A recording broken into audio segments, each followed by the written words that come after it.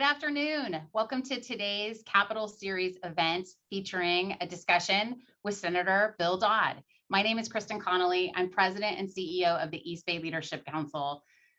We're thrilled that you can join us. We want to acknowledge and appreciate generous sponsorship from the Hospital Council and from Marathon that helps make today's program possible. So what we're going to do today is just Senator Dodd's going to give a few opening remarks, and then we're going to dive on some legislation he's done in the past, some things he has going on this legislative session, and then we're going to dive into a Q&A. I just want to say a couple of words about Senator Dodd in introduction before turning it over to him.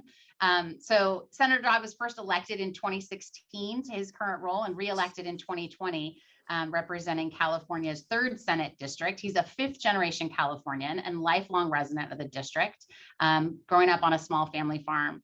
I think his service as in the state assembly and as a county supervisor in Napa certainly helps inform his effectiveness in Sacramento, where he has authored 80 bills that have been signed into law during his tenure. I mean, he's really one of the most prolific and effective legislators that we have.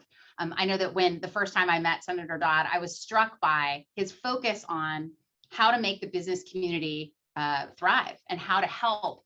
Because his background as a small business owner himself really stood him apart from his peers in the Capitol. That's a lens that he brings to this work, where he has helped his district through some really challenging times, including devastating wildfires, and of course, the impacts of COVID-19. So I think that many of you know Senator Dodd well, and I think that it will be great just to dive in and get to the discussion. So without further ado, I want to invite Senator Dodd into the conversation and pass it over to you, sir, for some opening remarks, and then we'll do some Q&A. Thanks so much for joining us.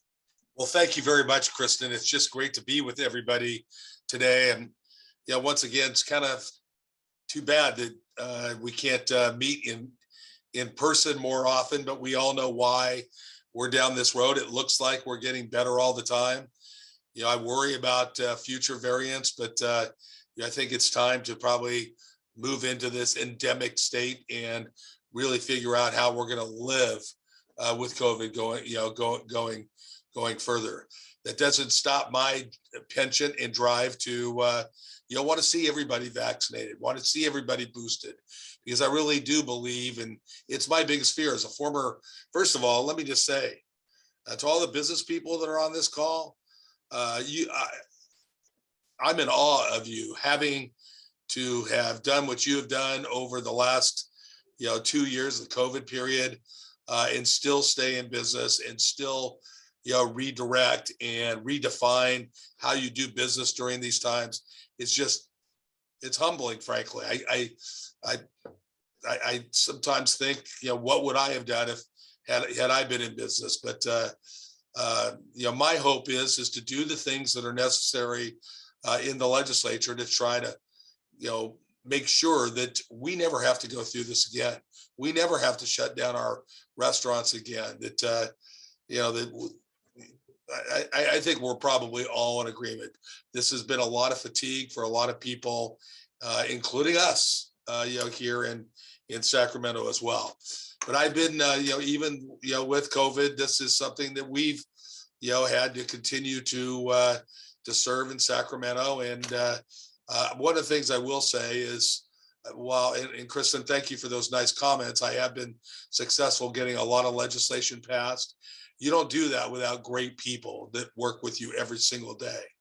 And I have a team in my district and also here in the Capitol that's frankly unparalleled. I've kept most everybody in the whole 8 years so far. This is my 8th year that I've been in the legislature, and I still have my same, most of my same team. And I love that. And frankly, that gives us the ability to do more. So over the last few years, last year during COVID, I've been doing a lot, as you guys will recall, in 2017, when we had the Napa fires, Napa and Sonoma County fires. I represent the bottom 1/3 of Sonoma and all of Napa County. And that's just been something that has really hit me. And the legislation that I run for wildfires is not just for those 2 counties, it's all counties, throughout the state of California. And, when you stop and think about the amount of money we're spending for fire suppression, putting out fires, is about $3 billion a year, $3 billion a year. And, prior to 2017, we were not spending really a dime on fire prevention. And I've really been fighting hard for our budget, for policy items and everything to try to move the needle. We can't fight our way out of these fires. We have to do more to reduce fuels, to put fire breaks in, to harden homes, to get people together with these fire-wise type of programs.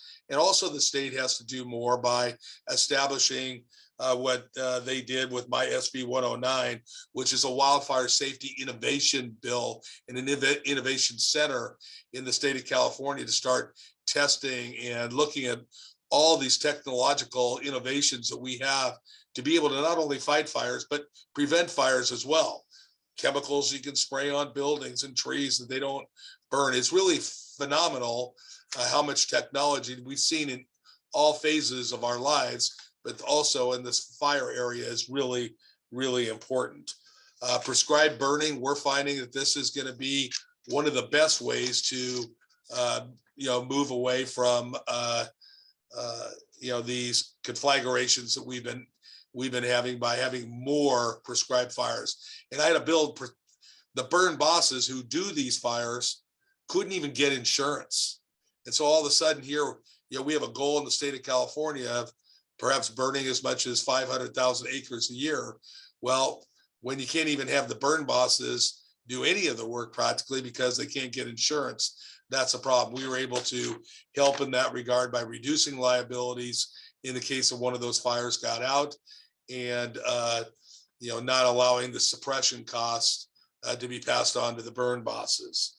With all the things that we've got going in the state of California, it seems really weird to me that one of the most popular bills over the last few years was the cocktails to go bill. Go figure. We've got homelessness, affordable housing, COVID, all these things. And I throw this bill in because frankly, I did see the need during COVID.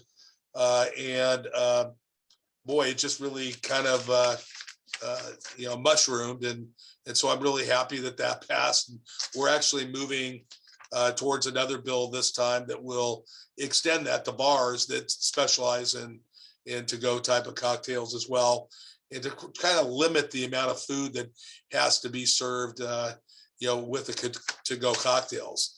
And then, this year I've got a bill that authorizes California State of Fish and Wildlife to change the rules to get rid of our destructive wild pig population by expanding hunting opportunities, lower pricing, less regulation. And so the joke around the Capitol is with Dodd's bills from this year and last year, he ought to have a fundraiser that just has wild pig and to-go cocktails. Probably won't do that, but some people thought that was funny anyway. I've got one bill that I think is, I really like it because we always hear about, with our homeless population, we always hear about people that are out and about and unsheltered. They've got mental health issues. They've got other health issues. They've got drug and alcohol issues. And so I have a bill that, if you can believe this, mobile pharmacy vans cannot go out into these homeless areas and dispense prescriptions to people that either have prescriptions on file or to get the kind of medical help right on the spot. And so this would allow that finally to happen. It just kind of seems so counterintuitive that we would already allow that. And my wife says, why do you have to have a bill for everything? And I think a lot of people feel that way. And it's not, I think, frankly, you could probably see a lot of Republicans a little frustrated about what the administration can do right now without legislative approval. That's why. I mean, it's checks and balances to be able to allow the legislature really to determine, you know, the bills going forward. The governor has that opportunity to either sign those bills or reject those bills. I don't think I have a heck of a lot more. You know, Sears Point, Marine, the Highway 37 going from Solano County to Marin County, from Vallejo to Marin County. This is the east-west route that's really, really important. It's going to be underwater for sure in 20 years. Frankly, the west end is when we have huge storm events. And so this is something that I'll be running a bill that will authorize tolls so that the people that use that have skin in the game will be paying for some of those tolls. The reality is this is probably a $4 billion item. And to construct, you know, the final project, the tolls, because there's just, I mean, it's a lot of tolls for it's a lot of drivers for a 2-lane road, so to speak, sometimes 3 lanes, but it only produces $500 to $600 million of the $4 billion. So the state's going to have to come up with a lot of that money. And another bill that I have that will just, you know, make Caltrans dedicate at least 15% of the federal, you know, monies that we're getting for our from the federal government to dedicate those towards climate resilience programs. So Highway 37, for example, becomes the first, really, an example for the rest of the country, the first sea level rise resilience transportation project, along with a congestion management project that will help traffic going both ways there. So just one other thing, you know, I do have a real interest in, you know, I've had a family member that has had an eating disorder. We do have this week is the Eating Disorder Awareness Month. This problem is you talk about endemic issues. It's endemic throughout our society. And most people, unless you have it in your immediate family, you don't realize what's going on.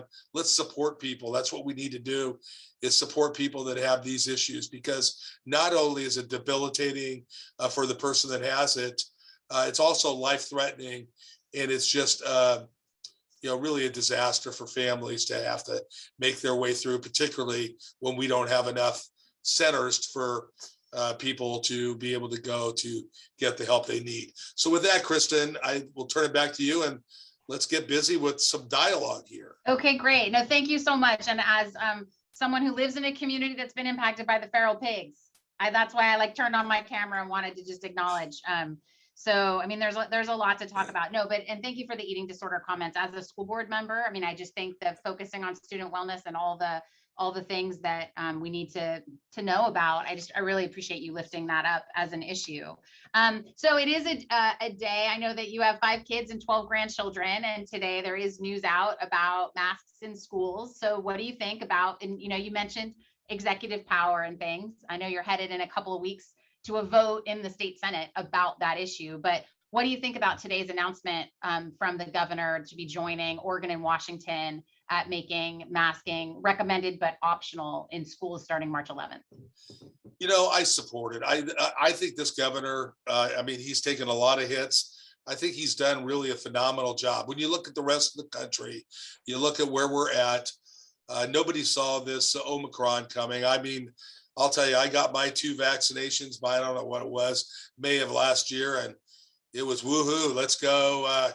You know, we're not going to have to do this again, and let's go out and get together and have fun. Well, you know, I think how he's managed it. Look, there's no playbook. There never was a playbook for this, and so I really congratulate him and think perhaps we were a little bit more conservative than other states, but I think our numbers have dropped faster, you know, as a result. So I do support that going forward. I know some school districts are. I heard San Francisco is not going to, you know, follow that. I'll tell you, I think that's the hardest job in America, public office job for sure in California and maybe the country, is being on a school board. There is some incoming on that that's quite extraordinary. I feel really bad for them. Well, right? I mean, we ran for those positions because we knew they were important. And so, yeah, maybe you and I can maybe go take our to-go cups and have a good conversation about that. I'm in.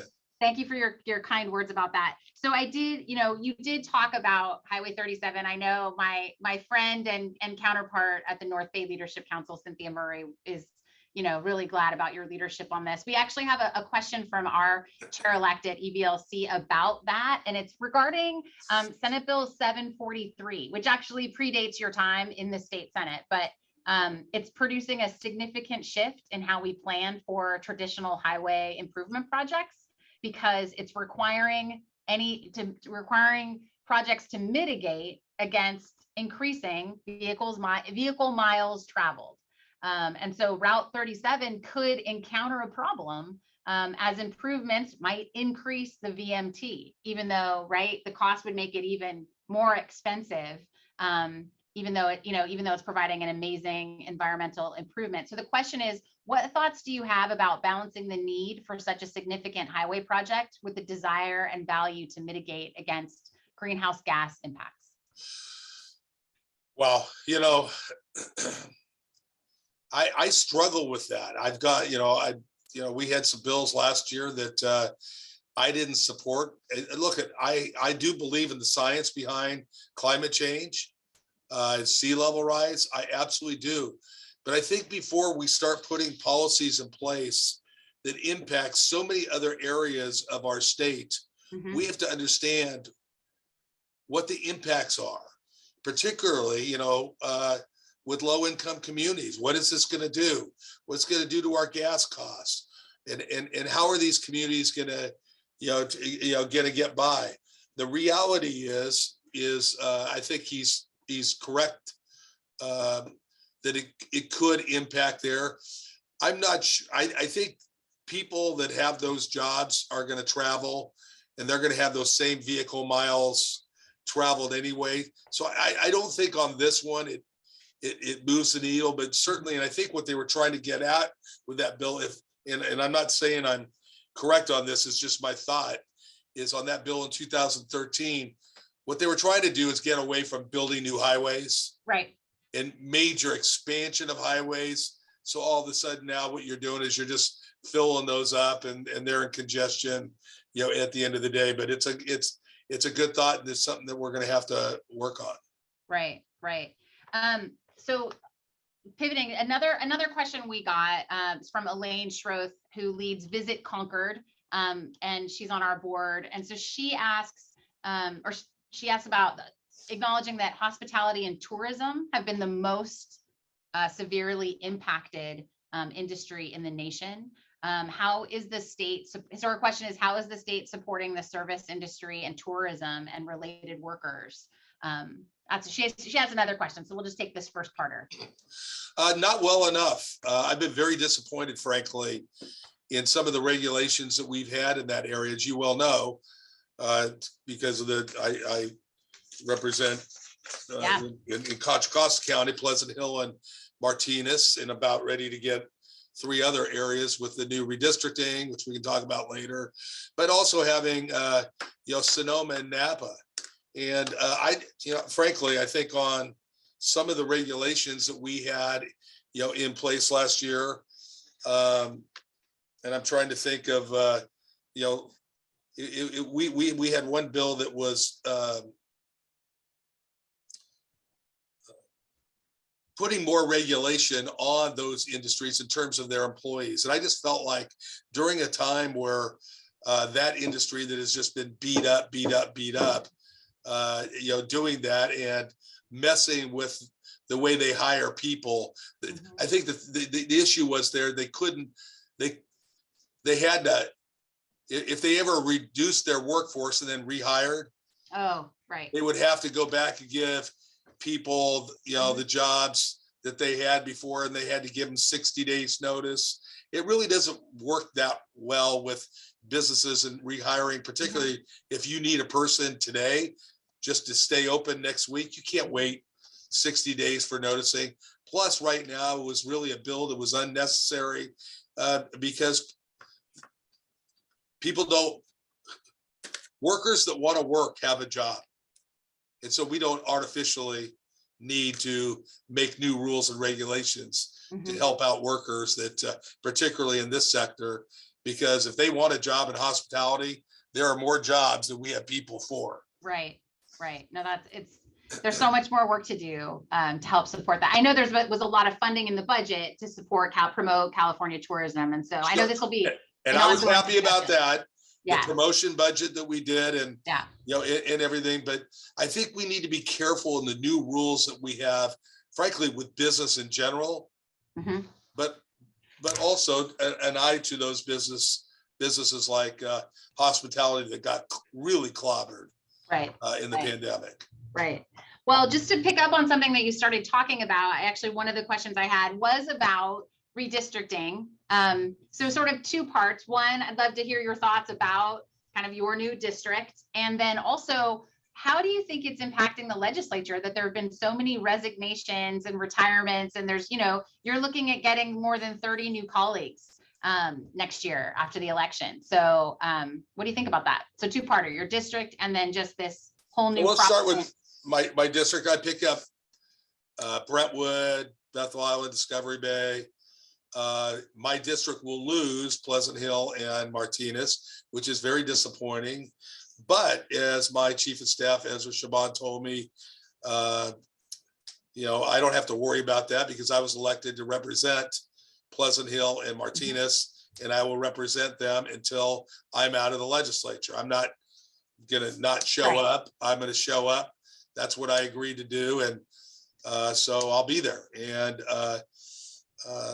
redistricting, I think I lost also same issue with Petaluma over in Sonoma County.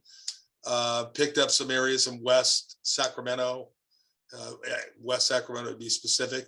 So when I get in my car to drive to work from Napa, I don't live here. I commute every day. I'm in my district from the time I leave my house all the way till I drive over the Sacramento River. Oh, wow. Yeah. So it's a good opportunity to be able to stay in the district on the evenings on my way home or in the weekends. And it's a great district. I love it. Let's back to the other question. Yeah. With 30 people leaving this institution, that's clearly 25%. And then in 2 more years, there's about the same that's going to leave. Yeah. Senators, assembly members, all be out in 24 as well. So it's going to be a bigger responsibility for each and every one of us to be able to get out and get to know these new people when they come in, because you can't. It's really not about. There's a lot of legislators that think it's all about them. It's just like anything else in the businesses or nonprofits or unions or whoever you have in the leadership council. You got to get along with people. You got to build relationships.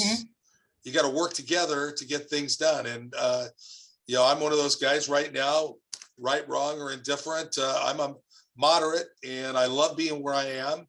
I think it's important to be able to lead from the middle. Does that mean that we can't go a little left on some things that make some sense, or not veer off the other way if things don't make sense? But I think in our country, in our state, and I've seen it in local government, in school districts, throughout my district, everybody's taking these sides from the far left to the far right, and we're not getting anything done. But in the cancel culture or just the vitriol, to me, it's very disappointing. We can't, particularly in light, and I hate to use this example today, but today you have Putin and Biden. They're 7,000 miles apart. We have nothing really in common whatsoever. In fact, there's people hate each other. But here we are in our communities that we live in, and it's to me, it's just disgraceful that we're not able to sit down at the table and talk to people about things like education and how important that is. It is important that we pay our teachers more. It's really important that we have more accountability. It's really important that we do the right things at all levels of education. And you can go on and on down the line. Why do we have to be, so positional But with the understanding that in COVID, I could understand why with the state, Right. a lot of those decisions, a lot of the decisions were made in school districts that were very, beyond the school district's control. But yeah, I got pretty frustrated about the state leading from behind at a number of junctures that had us take the heat for things, but it's all how things work out. We're good at that. Yeah. Well, but kind of on that point, just to get a little, if hypothetical, if you were governor, what would you do to help kind of bridge those divides that you were just talking about? Or is there anything that can be done besides just role modeling this discussion? I mean, like, you taking time to talk to us is part of building that bridge, but like, what do you think you would do? Well, I even think it extends out. Let's forget the governor thing for a minute, if that's okay. Even as your state senator, for a lot of your state senators, you also have Steve Glazer and others that represent you at the East Bay Leadership Council. I think it's incumbent on all of us, including the governor, to try to bring our districts and our communities together. And a lot of it, I got to say, we got, we have some issues in Napa and in education and on the Board of Supervisors, and then also on the in Solano County, and there's even that worry, boy, do I even want to enter that fray? People are so angry, and so we kind of got to re-identify what is our role. And I think our roles are as leaders and elected leaders to try to provide some support for local elected officials who are really doing the best job that they can during uncertain times. And so that's really going to be my focus on trying to bring my communities together as a state senator. Well, in the subject of ways that you help as a state senator, there's some appreciation in the chat from Debbie Toth on our board, CEO of Choice and Aging in Pleasant Hill. And I know, and in full disclosure, I am a personal fan. My grandfather is a former client, and I'm a huge fan and on their advisory board. They're doing something really ambitious with their Aging in Place campus to try to build a model that will be a real model that can be replicated and really transform how we take care of people as they age. I understand you might be helping with a budget ask related to that. How are you feeling about that? And is there anything that we can do to be more supportive of innovative work like that? To support I do, and I am supportive. I mean, I'll tell you, Debbie and her team have done amazing work there as a shining example of what can be done in the state of California on a local, regional type of level. And I just think their asks are really legit. We do have more money. I think this falls under the an infrastructure spend. That's what I'm working on right now, and that gets us below. I mean, that doesn't impact the GAN limit. I don't. Those of you no. Infrastructure outside of the GAN limit. No, totally. It's important. It's an important distinction. And to that end, we can do both. We can put money out there for infrastructure, for new programs like Debbie's doing, and others, but also.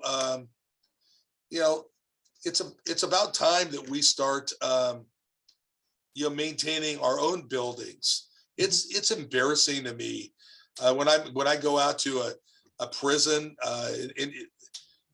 If nobody's ever had, probably it's pretty hard for the average person to get into a prison voluntarily.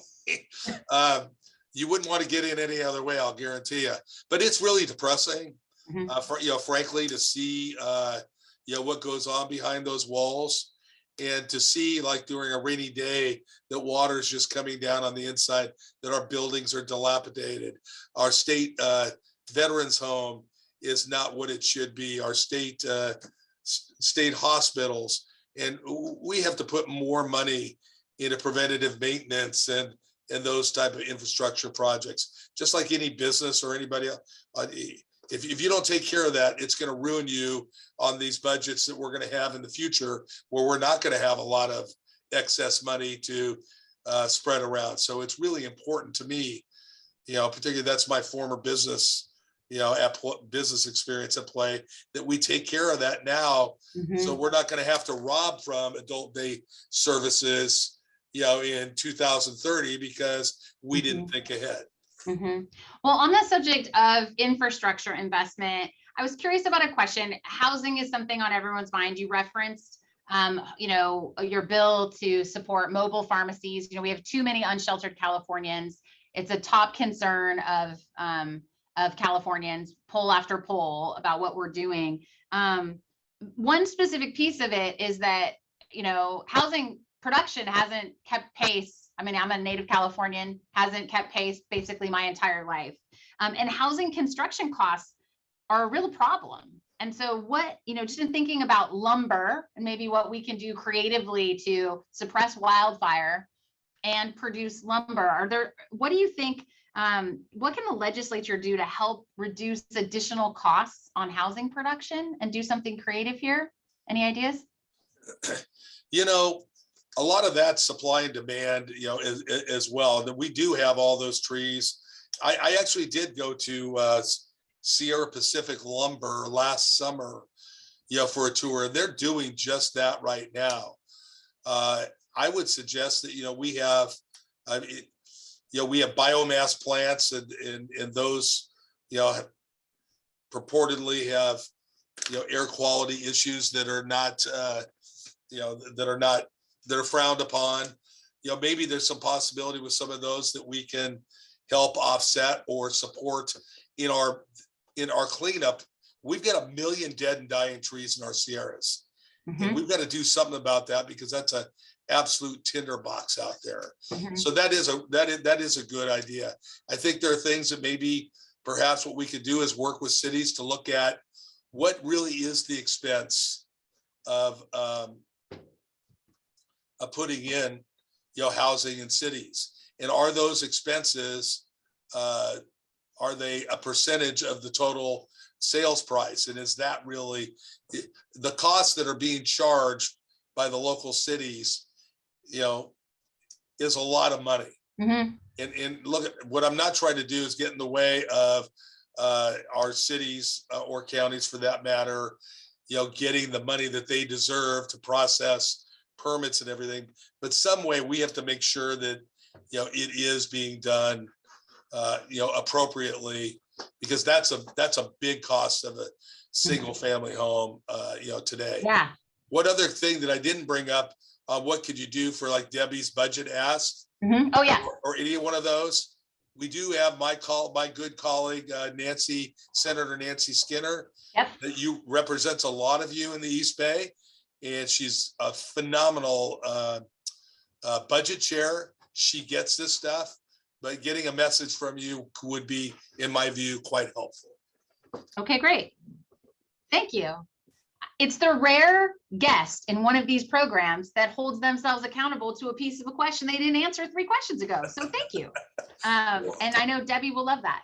So other things that are coming from participants that are in the chat and in the Q&A, kind of going back to the whole issue of prescribed burns. You did say that prescribed burns, increasing prescribed burns is key to reducing wildfire. This is from Cindy Darling, who's on the Walnut Creek City Council, is key to reducing wildfire risk. So thanks for working to address liability. So she says, we also need some recognition from the Air Board that it's okay to have some smoke now to prevent way too much smoke later. Is there anything happening in the state legislature regarding air regulations on this point? I did have some legislation, in this area to make sure that businesses, particularly like board and care homes, and a lot of these that have, generators. Yeah. And they look at, when you have a power outage, you need to run a generator. Yeah. And they all have allowances, and these allowances for days their generators could be used.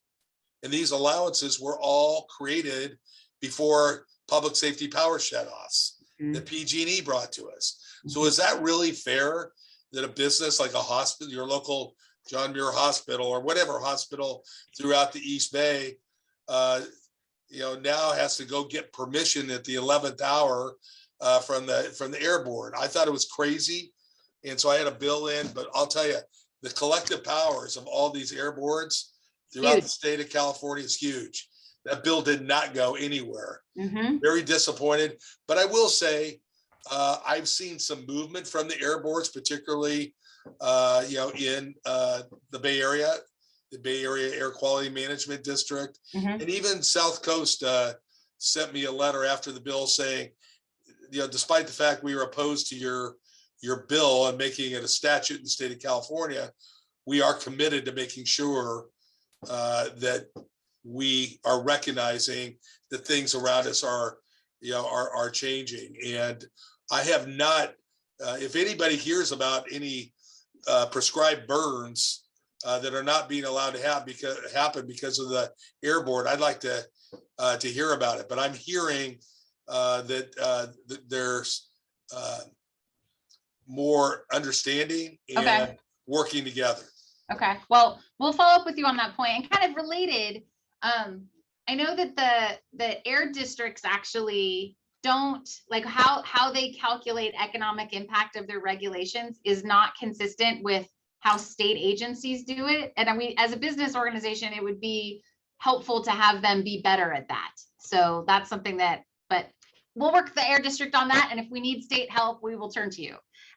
Okay, so there's a couple different questions more to ask you to dive into the whole issue of reducing carbon emissions to address the root cause and prevent even worse impacts of climate change. And that's an interesting topic. We wrestle with it as a leadership council, considering the diversity of our membership and the importance of traditional energy in our region. But, what do you, in terms of the long term, are there efforts in Sacramento that you are hopeful about or excited about? Because I often, from where I sit and the work that I do, it seems like we have a bunch of different regulatory schemes that are kind of on a collision course, and I'm not sure how much impact they're actually going to have. So what are your thoughts on sort of the longer term, what Sacramento can do or should do?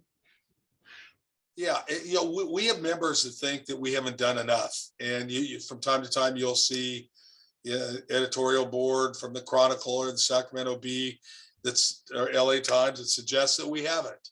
When you take a look at where we've got goals for coming up for 2030, and frankly we are going to meet those goals. In my view, we got 2040 goals, 2035 goals. That are all in statute, and we've got a governor that's put forward executive orders on all internal combustion engine. Yep. Yeah. And so as long as he's governor of the state of California, that's the tack. But we've got members of the legislature that wants us to enact that and put it into state statutes. I, for one, know that the California Air Resources Board, CARB, is going to be doing a scoping plan. Probably one of the few bills on this area that I did not vote for last year. To me, we ought to wait to see the science. We always talk about following the science, whether it's in public health or almost anything we do, and we ought to do it here too. Mm-hmm. We really need to understand before we move a 2040 goal or 2035 goal up to 2030. What it's going to do to the least among us, our low income people. I tell you, they're the ones that are driving a lot. You talk about vehicle miles traveled. A lot of those people are driving a long way to get to a good paying job that they need to support their families. And so the reality is we need to understand what the cost benefit ratio is. And just by us moving a date up by 5 years or 10 years without allowing technology to keep up. The state of California has done a lot of things on our, going to a all electric grid. When you even look back to the air emissions a long time ago, where the state of California was really the leader in the country. We've done a lot of these great things. We'll continue doing them. But for me, I need to make sure that before I vote on anything, more is like on electric vehicles. Just give you an example. Mhm. Do we really have enough electric vehicle supply? Yeah. Chargers supply? And I'm not talking, because we've got a lot of these charge points, and for anybody, if you're in that business, I'm sorry to bring you up, but look, all chargers are not created equal. No, they are not. Oh my God. And we're here in here's a state that's supposed to be a leader in climate, and we're supposed to be a leader in electric vehicles. We got this swing space here that they've given us, like I think we have maybe 10 chargers now, which is 7 more than we had in the old building. But 8 of those are like less than 5 miles per hour. Well, if I had my car here all week, I might not be able to get home. Oh, wow. Because they got us, because more people have the electric vehicles. Yeah.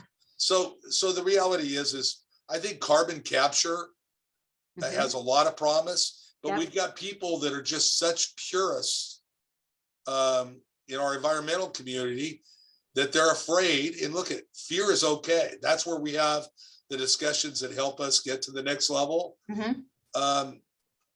They're fearful that that's where the way the industry will go and try to do more carbon capture and less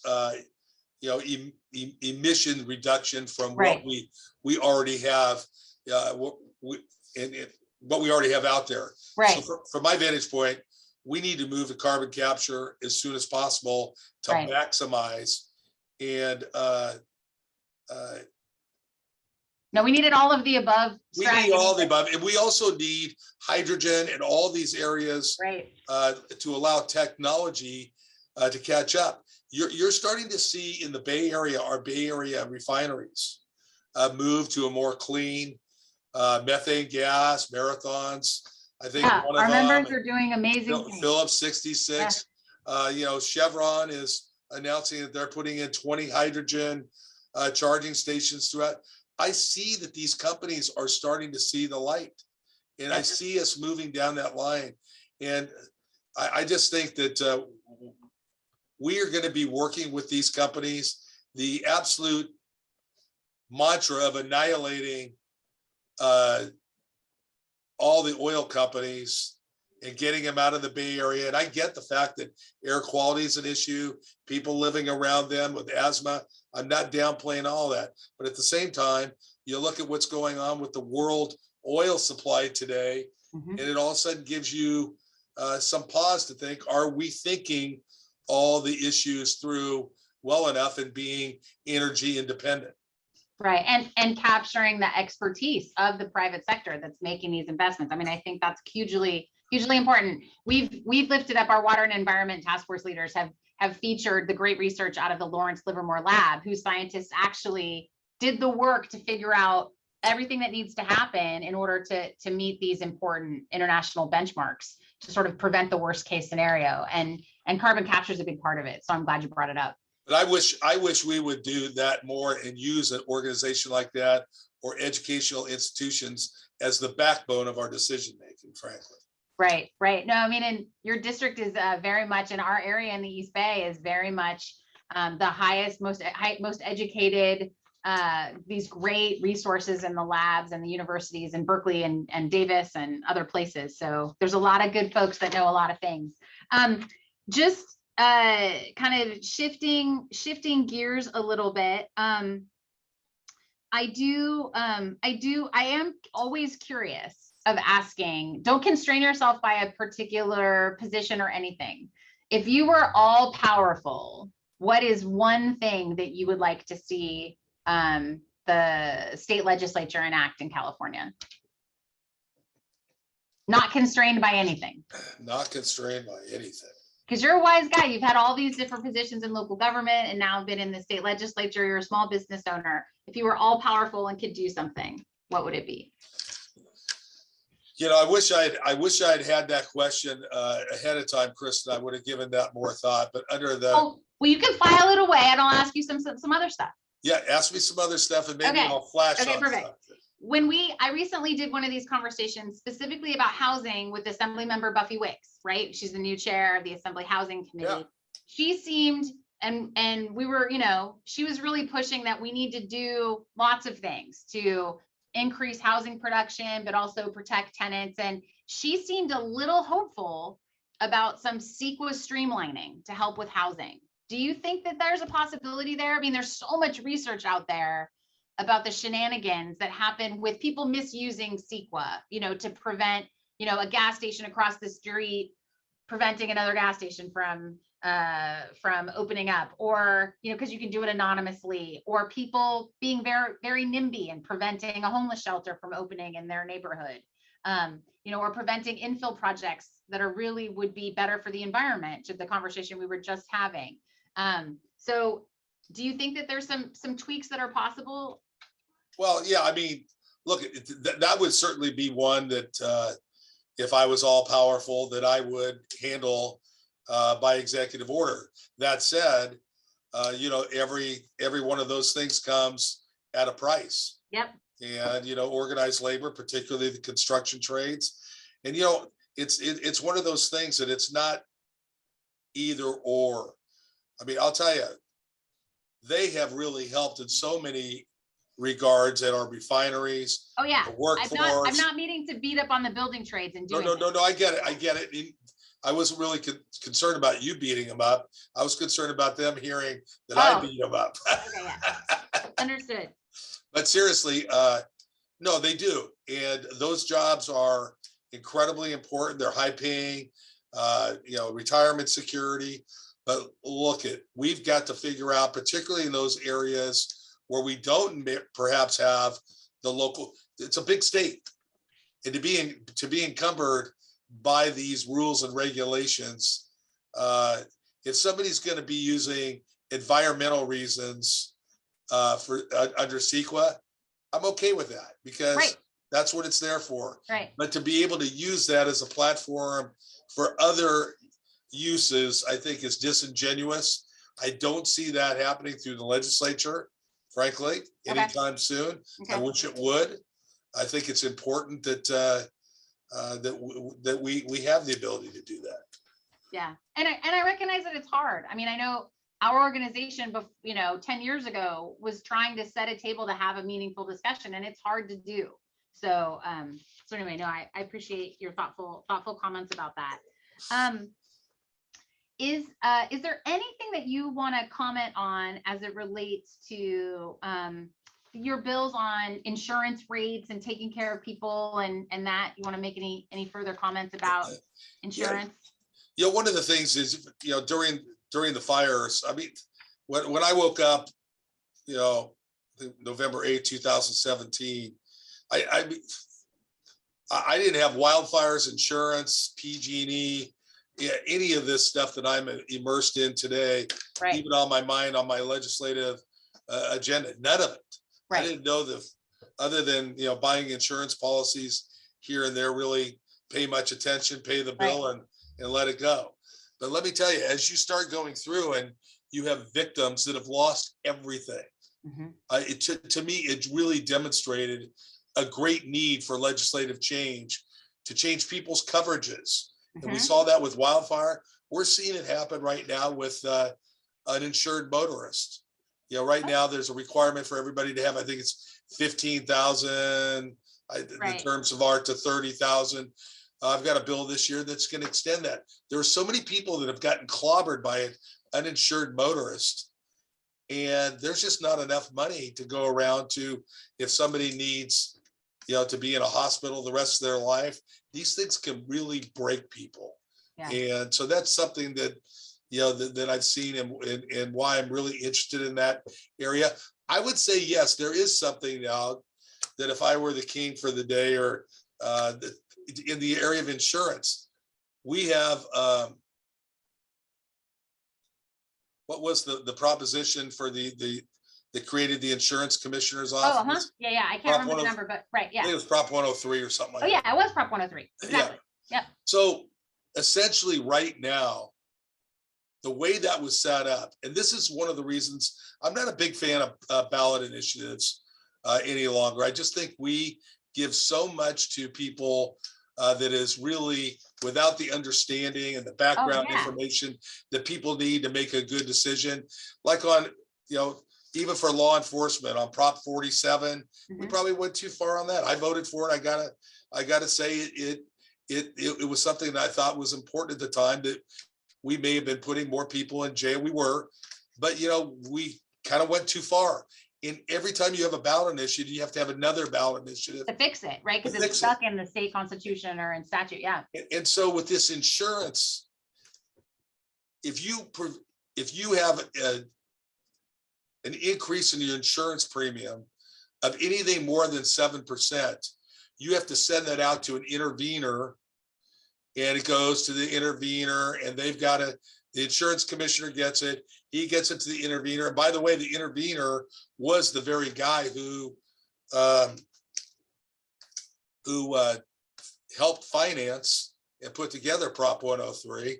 And so every time that happens, there's just money being made there. And to me, particularly in the area of fires, this has created a situation where people right now are not able to be covered. Right. Yeah. And it is a crisis, in our state. And to me, where we know, particularly in fire prone areas, a 7% increase, a year for 4 or 5 years probably would not be enough. Right.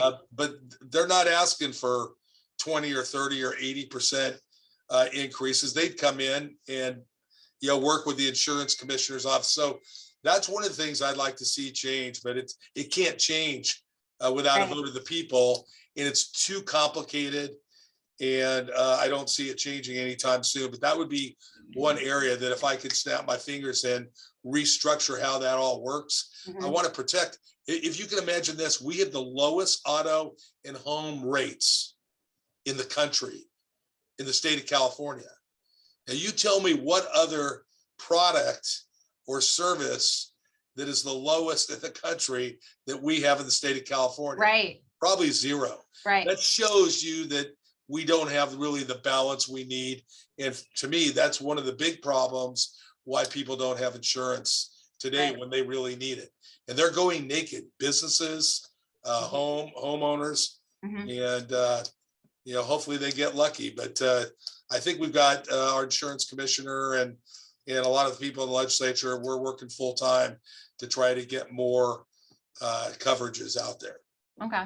Well, it doesn't surprise me at all that in your opening remarks you talked, or in answering some of these questions, you've talked about accountability, because that is something that even back when I was working at California Forward, you were someone that was on our radar as someone who actually really cares about tracking what we get for what we spend in California. And I think that is really, one of your great assets.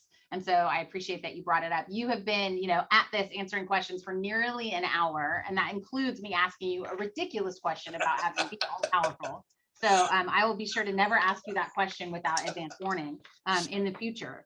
But just wanted to give you a chance. There is a lot of appreciation from those in attendance today, in the chat and in the Q&A, for your leadership on all these different areas. And so I know in particular, Bob Linschide's on the line, and I think you guys went to college together at Chico. We did. He was my president. There you go. So anyway, just wanted to give you a chance to just kind of wrap up with the idea that we're here. The businesses that are involved in the East Bay Leadership Council care about being engaged to improve California and improve economic vitality and quality of life. And we're here, we stand at the ready to support legislation that will help further our mission. So if we can be helpful to you, let us know, but wanted to just kind of give you the last word, sir. Well, look, I really appreciate you, Kristin. Thank you for inviting me, and to the East Bay Leadership Council for you and all the work that you do. Every day to represent your companies, your members, your entire membership. When I was working a lot in the Bay Area, when I was on the Metropolitan Transportation Commission, we looked at things through the lens of, environment, the economy, and equity.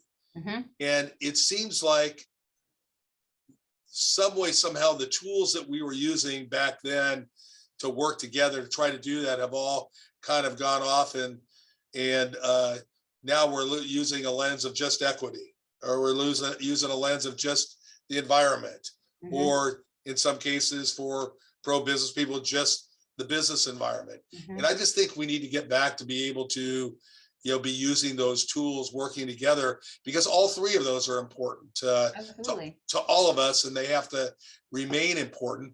But we also have to remember that it took us a long time to get to where we are. And I know people are very concerned that we need to get there faster.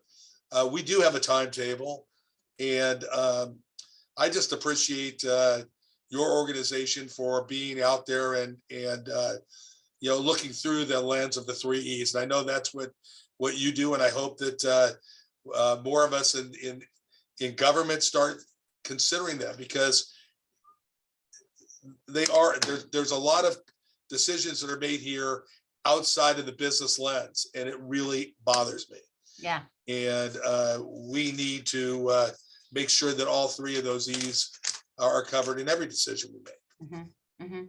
Well, thank you very much. I really appreciate it. Thank you to everyone who joined us today. This has been recorded. It'll be available on our website.